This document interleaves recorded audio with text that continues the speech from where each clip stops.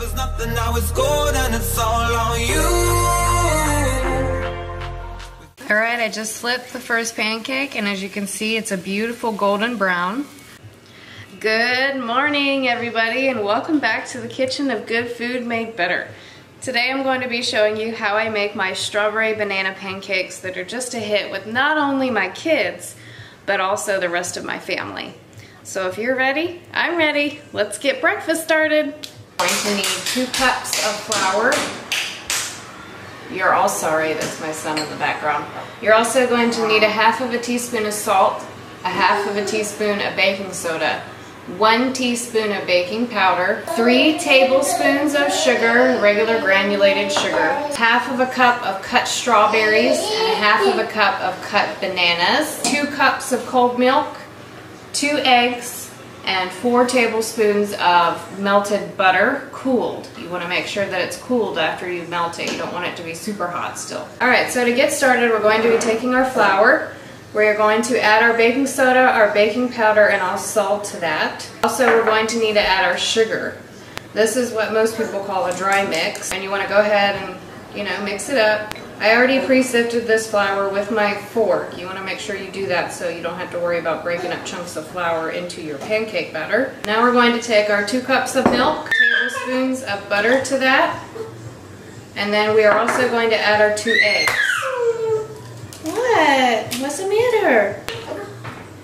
My 15-month-old son just learned how to climb up onto the table using the chairs. He's currently climbed up on a chair but is underneath the table because the chair is not pulled out, so now he's a little frustrated. You don't want to whip it too much, just, like I said, get the eggs broken up. If you want to use buttermilk instead of regular milk in this recipe, you are more than welcome. I would have, but I didn't get any at the grocery store the other day. Take our flour mix. We're going to dump it right into the bowl. You're going to want to create what is called a well. Just want to make a hole in the middle of your flour mix. And then we're going to take our wet mix, our milk, our eggs, and our butter.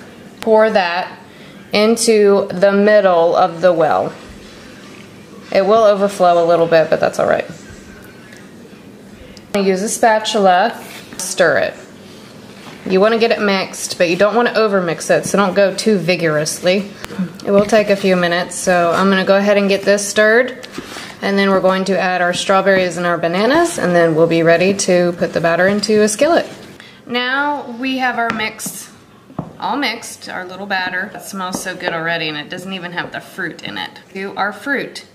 I love strawberries and bananas. They are just the breakfast staple here in my house.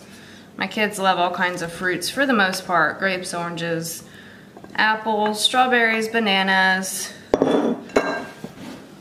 But these are their favorite when it comes to pancakes. Alright, so we're just going to mix in the fruit. You don't have to mix it in if you don't feel like you want to mix it into the actual batter. You can pour the batter into the pan and then drop some fruit on it. That works just as well. But I like to mix the fruit in. So that way you get, a piece of strawberry on the bottom of the pancake versus them only being on the top. Alright, now that that's all stirred up, I'm going to go over and I'm going to heat my skillet to a medium-high heat. And we're going to add about 2 to 3 drops of vegetable oil in there and about 1/2 tablespoon of butter. Once the butter is melted, you're going to want to swish it around in the pan and then dump out the oil and the butter out of the pan because you don't want it sitting there because it'll start to burn and turn brown and then your pancake will taste like burnt butter. So let's get our pan heated and then let's get our pancakes made. I add my vegetable oil and my 1/2 tablespoon of butter. I've swished it around in the pan just to get the bottom covered. It's called glazing.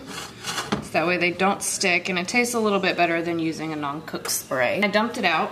What we're going to do is we're going to be doing this by 1/4 cup because my kids aren't very big. They don't normally eat a normal sized pancake. More than welcome to use 1/2 cup. That's what I would recommend for any adults that would be eating this. Alright, then you just simply dump it. Give it a few minutes. You can even move the fruit around, make it look super pretty. Now because they do have fruit in them, They are not going to be perfectly circular unless you have a metal pancake ring that you can put inside your pan to make them perfect. They'll work really well with waffles if you want to use waffles. Waffle recipe is a little bit different because it's thicker consistency than a pancake batter. What we're gonna do with this, we're gonna know when it's ready to flip because you'll see little bubbles pop up all over the top. That's when you're gonna flip it. It's gonna take about 2 to 3 minutes on the first time. Then after you flip it, it'll only take about 1 to 2 minutes after that. If you want to keep your pancakes warm while you're cooking the rest of them, I recommend you heat your oven to 200 degrees. Either put them on a cookie sheet or a oven-safe glass platter of some sort. But your oven will keep them nice and fresh and hot until all of the pancakes are done, and that way everybody can enjoy a nice hot pancake. All right, well, I'm gonna let this cook for a few more minutes. Like I said, all the bubbles on the top, we're gonna go ahead and flip it over. It'll be nice and golden brown. There we go.